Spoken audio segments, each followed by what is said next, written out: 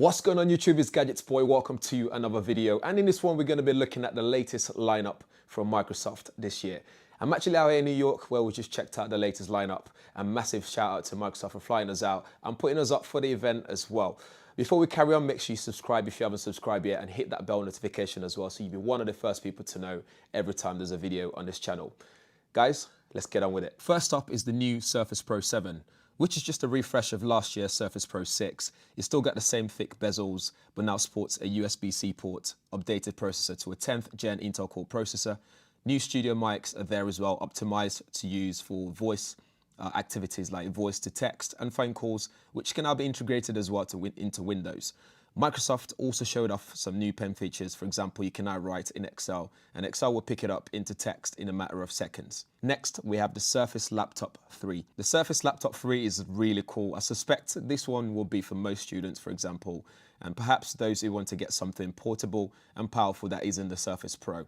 Microsoft says it now has 1.3mm key travel and a 20% increase in trackpad size from the predecessor. There's instant on, there's always on for logging in within seconds, fast charging via proprietary connector, and it supports fast charge, which Microsoft says will get you back up to 80% in less than an hour, which is pretty impressive. For ports, you have a USB-A, a USB-C port, and it's a shame you can't charge the Surface Laptop 3 via USB-C. The Surface Laptop 3 runs on Ryzen 7 Surface Edition. Vega 11 and Vega 9 options are available as well, depending on the size that you go for. So I think if you go for the 15-inch, you have those two options. And you have a removable storage drive as well, solid state drive, just like the Surface Pro 7. Just like the Surface Pro 7, you also have the new studio microphones up top by the web camera. The display looks very impressive, but no surprises there at all. You get a 3:2 aspect ratio pixel sense display with 201 ppi on a 2256 by 1504 resolution.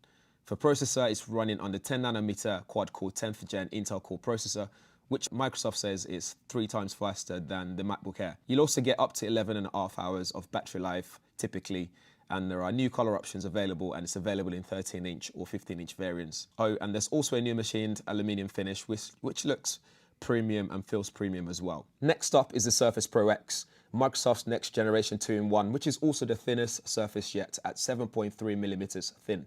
It has a 13-inch screen in a 12-inch form factor with hardly any bezels compared to what you'd have on the Surface Pro.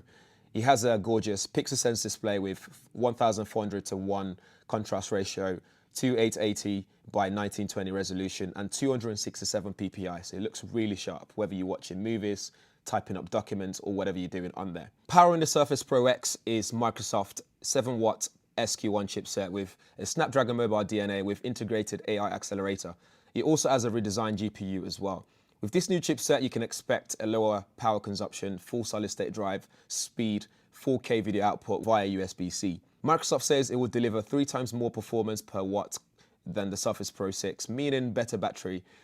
It's lighter, it's faster, and thinner as well. The Pro X is also LTE ready, making it a worthy contender for always connected PC if you're looking for one. The Surface Pro X is also running a full-fledged Windows OS. It's the first Windows PC ever to have integrated AI engine as well. With LTE, USB-C, fast charging, 2 teraflops graphics performance, instant on, removable storage, 9 teraops of computational power, it's destined to be a powerful, slick, and probably the one I'd go for. Pair it up with the new Surface Pro X signature keyboard with a new slim pen that is nicely tucked away by the bottom of the screen inside the keyboard and charges whilst docked as well.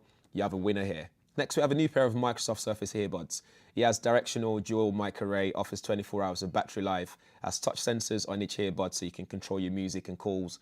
If connected to an Android smartphone, you can also use it to open Spotify and start playing music straight away. You can use gestures to control your music, which is pretty cool. And it doesn't stop there. It's also compatible with Office, so you can use it for real-time caption, and it can also be used for translation. The Surface Earbuds are coming in at the end of this year for around $249. One more thing, well, 2 more things. Microsoft also introduced 2 new devices that are coming holiday next year, so 2020.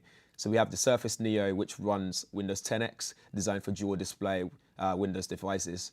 It can do things like span apps across 2 screens, or work on one side, do something else on the other side. The Surface Neo is compatible with a pull-off Bluetooth keyboard, which is pretty cool as well. And when you connect this keyboard, the device will know when a keyboard is connected, so the interface change dynamically depending on what you're doing. It has 2 9-inch LCD screens, a pen on the back which also gets charged while it's attached. Each screen is 5mm thick, and weighs just 655 grams. For performance, it will run on Intel Lakefield hybrid processor with 11th gen graphics. It also seems durable with Gorilla Glass and a 360-degree hinge. If you want something smaller than this, then there's the Surface Duo with two 5.6-inch displays, and Microsoft says it's not a phone. But when we get a closer look, we'll see about that. In terms of first impressions, my first impressions, I think the Surface Pro 7 is just an incremental update under the hood, which is great, as if it's not broke, why fix it? The only thing that will change is perhaps a thinner bezel. The Surface Laptop 3 is beautiful, it's a beautiful machine and with a lot of power to get your work done, and the new Pro X is my favorite. It's powerful, sleek, has a new keyboard and pen, and is always connected via LTE. The new Neo and the Duo are also very exciting, and I can't wait to get my hands on those, but I can't really say much right now. But my overall impression of the new Surface lineup would be that they're all designed for productivity, so even the future ones like the Neo and the Duo, having a dual display means you can get more work done and you can be a lot more productive. So that's it from Microsoft this year, guys. Let me know what you think in the comments below. Any questions you want to ask? Is there one that you particularly are interested in? Let us know as well. And join the conversation on Twitter at GadgetsBoy. But thank you for watching. See you guys in the next one.